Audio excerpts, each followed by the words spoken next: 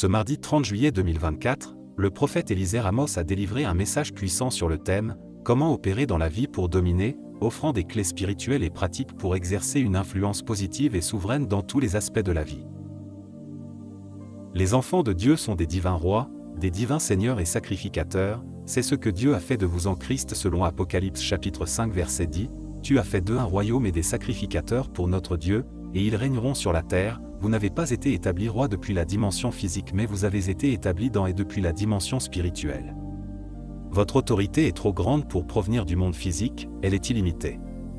En Christ vous avez été établis dans les lieux célestes en esprit au-dessus de tout titre ou nomination selon Éphésiens chapitre 1 verset 19 à 21, et qu'elle est envers nous qui croyons l'infinie grandeur de sa puissance, se manifestant avec efficacité par la vertu de sa force.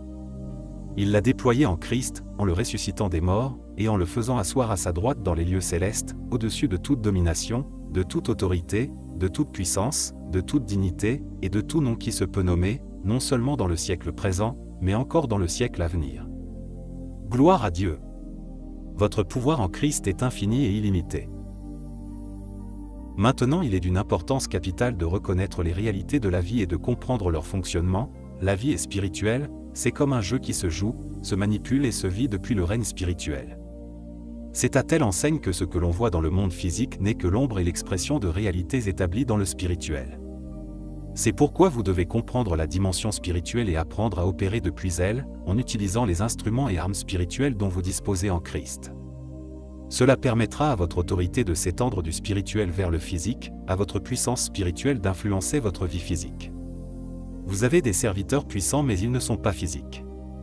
Ils ne sont visibles que pour les esprits car ils œuvrent pour vous depuis le monde spirituel, mais de là-bas leur impact s'étend jusqu'au monde physique. La lettre aux Hébreux nous dit leur sujet, ne sont-ils pas tous des esprits au service de Dieu, envoyés pour exercer un ministère en faveur de ceux qui doivent hériter du salut, selon Hébreux chapitre 1 verset 14. Tout votre pouvoir est concentré en esprit. Certains orientent très mal leur combat et utilisent les mauvaises armes.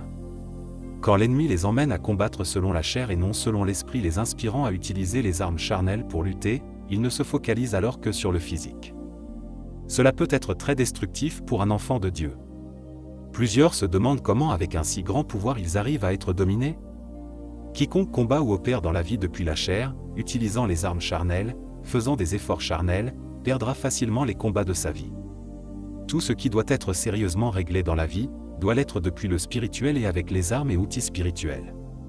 En effet, il est écrit dans 2 Corinthiens chapitre 10 versets 3 à 4, « Si nous marchons dans la chair, nous ne combattons pas selon la chair.